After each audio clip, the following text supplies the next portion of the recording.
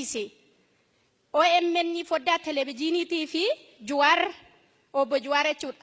Obbo Jawaar jechuun miti mucaa koo jechuudha. Waan hin dhale natti fakkaata. Uummata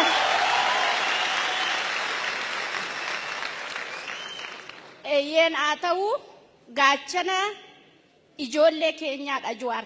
Adda duree ijoollee keenyaadha waan ta'eef foddaa OMN inni banuurraan kan ka'e ijoolleen keenya garbummaa jalaa baana jedhanii waggaa lamaaf dhiiga isaanii dhangalaasan. Keessatti wanti baay'ee nama dhibee nama ajaa'ibu ijoolleen magaalaa Naqamtee dargaggoonni magaalaa Naqamtee afaan meeshaarraa utuu hin sodaatanii hudduu duuba hin deebi'in hiriira guddicha magaalaa Naqamtee irratti biyyattii irratti labsame irratti utuu isaan fooqirra taa'anii asii gadi rukkutanii utuu isaan kallattii arfaniini meeshaan asin irratti dhuga'u ijoolleen magaalaa Naqamtee dhugaadha bilisummaa isaaniif hudduu duuban deebine lubbuu isaanii hin qusanne dhiiga isaanii dhangalaasuurraas hudduu duuba hin deebine dhuguma ijoollee keenyatti hin koorras hin boonnas ijoollee Oromoodha waan ta'eef. Haa ta'u malee obbo Jawaar jechuu koodha. Makuma keenan si waama mucaa koodha waan taateef dhiifama. Biyya haalaa gizee jirtu foddaa televiziyooniitiin amma kana Oromiyaa muluutuun ta'in Itoophiyaa sochooste.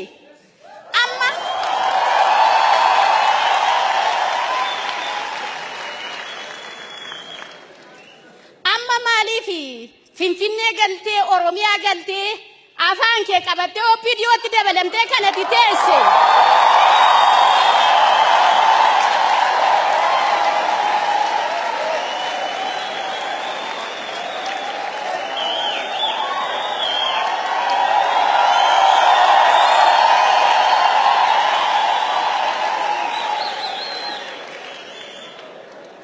Maaliifidha? Kaleessoo biyya ormaa jirtaayu ijoolleen keenya nu jalatti dhumanii abbaan barbaade nu jalatti fixeennaanii biddeena gaddaa nyaannee wayyaa gaddaa waggaa 4 waggaa 5 uffanne. Arramoo maaliif dabalata uffannaa?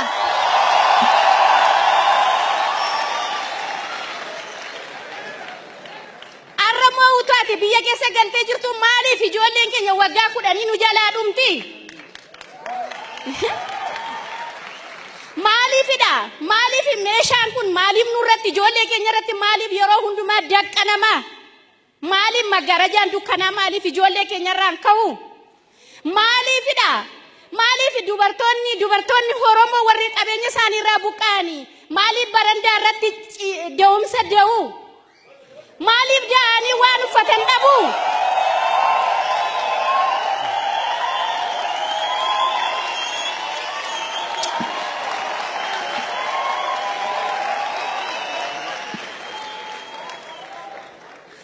Maaliif da'anii waan shaayii tokko maaliif dhabu?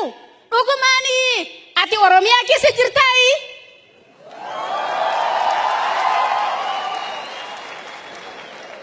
Dhugumaan Jawaar ijoollee keenya fuula dura buutee jirtaayi ati jirtaa? Sin gaafadha gaaffii. Dhugumaan ijoollee keenya fuula dura jirta yoo ta'e nurraa dhaabbatu baqa hingaa. Nuun kana booddee dubartoonni Oromoo taanee utuu jirru biddeena gaddaa nyaannu. Biddeena gaddaa nyaannu nurraa dhaabatu baqa.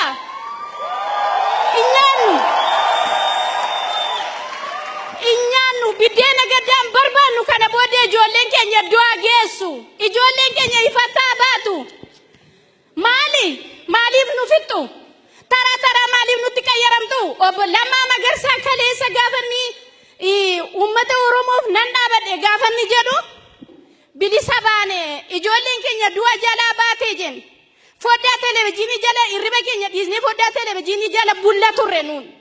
Gaafa Dookter Abiyyi filatamu eenyutu rafee dubartoonni Oromoo raftanii laata yoo as keessa jiraattan. Ankaraa gootti hin rafne. Dookter Abiyyi yoo filatame Oromoodha. Ijoolleen keenya du'a jalaa ooltii laata jenne. Du'a baraaramtii laata jenne. Afaan meeshaa jalaa baatii laata jenneetu Dr. Abiy akka inni filatamu eeguu saafi foddaa televiziyoonii jala bulle filatamee bee maaliif fuula isaa nurraa galagalshee Oromoo miniinne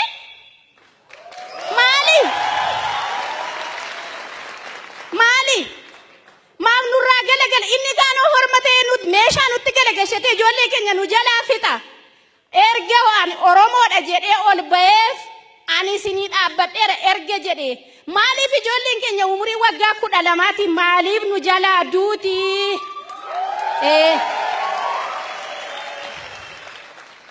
waraana isaanii warra gubbasii gadi nutti erga yoo ta'e waliin makanii nutti ergaa jiru wanti waliin isaanii hin beekamne makalaakaa jedhee komaandii poostii jedhee waliin makee nutti erga warra afaan isaanii hin beekne warra gurri isaanii jecha keenya hin dhageenye achi gadi nutti erga gubbas taa'e maaliif ijoollee keenya nu jalatti fitu ijoolleen keenya tokko hamminaan wanta hiriira ba'anii qaban kashalabbees miti saamtuus miti hattuus miti ijoollee bilisummaaf qabsoofnu qabna nu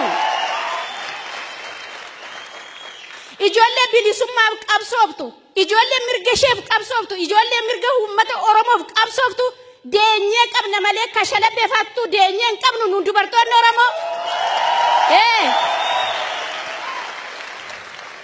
kanaafiyyuu makalaakaa jedhee gubbasii gadi nutti gadi fe'u ijoollee keenyarraa saadhaabu ijoollee keenya warra bosona keessa jiranirraa saadhaabu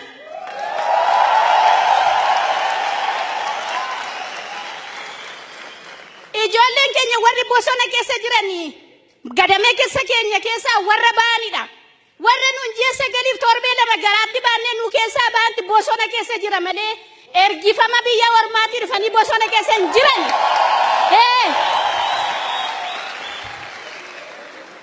maaliif hiikkatu maaliif meeshaadhaa hiikkatu jedhe maaliif irratti labsii labsa gaddeebisee obbo Lamma inni dhugumaan Oromoodhaa isumayyuu qoradhaa ol deebi'aati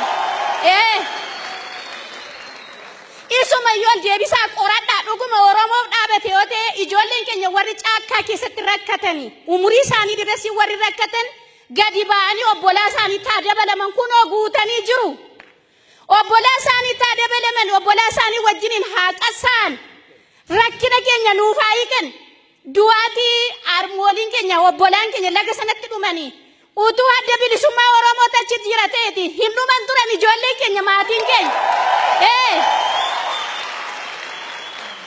hin dhumani warra hergama isaanii nurraa qabantu warra hergama Oromoo qabantu erga warra Oromoo irrattis kaleessa dheengadda shira isaanii xaxaa turantu dhaqee achi dhaabatee nuuf iccisiisaa tura malee jira malee utuu adda bilisummaa Oromooti caakkaa keessaa ba'ee dhaabatee nuuf falmete qabeenyi keenyas hin gubatu ijoolleen keenyas nu jalatti hin dhumtu dubartiin deessee lafa bultu hin dhabdu nan dubbadha Jawaar dhugumaani gaafa OMN foddaan isaa gaafa inni cufamu waan warri TPLF ayyariidhaan rafarrafanii nu fixan nutti fakkaata waan ati nurraa dhibamteen naan nu fixan nutti fakkaata gaafa obbo Baqqalee Garbaa mana hidhaa galee mana hidhaa keessatti yeroo habidi mana hidhaa qabatu waan inni du'eennaan nuun qofaa keenya bakka irratti hafne nutti fakkaate waan nu meedaa irratti hafne bineensi nu nyaate nutti fakkaate gaafa inni hiikamee garuu akka bitti akka uummanni Oromoo ilaale anoon beeku anuus akka isaanaa galaan jiru garuu obbo Baqqaleenis mana hidhaatii kan hundumaa nuuf jedhanii dararamanii abidda boba'u keessas darbanii rakkina kana hundumaa keessas darbanii ifa ba'anii ifatti ba'anii isiniyyuu teessanii isiniyyuu dhiiftanii teessanii obbo Baqqalee isinuun teessanii isiniyyuu uummata Oromoof iddoo bu'aa waan jirtan natti hin fakkaatu dogoggortaniitu dogoggortaniitu maali isin miidiyaa cufattanii balbala keessa cufattanii teessanii naan allaattiin meedaa irratti nu fixaa jira eenyutti yennare lamaanoo siimii isaa cufatee taa'e warra isa jalaa wajjin ani itti mannu hin qabnu isinis of foddaa televiziyoonii irraa fagaattaniitu amma uummanni Amaaraa televezyiinii banatee xaabaa banatee wanta hundumaa dabarsaa oolu OMN dabarsaa jira Jawaar.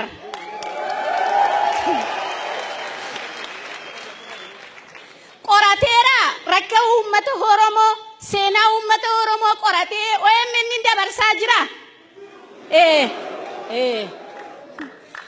Kanaafiyyuu OMNs ol deebi'aa qoradhaa namni bishaanii Oppidiyoonii kubbaayaan itti dhuge keessaa namni bishaan achi keessaa dhuge namaaf galu.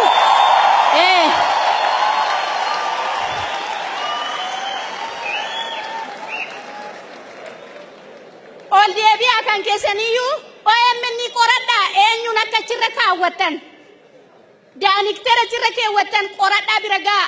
Garuu nuun asitti Oromooti siltaanarra ba'e sababa jedhamuuf awwaalamne dhumuu qabna.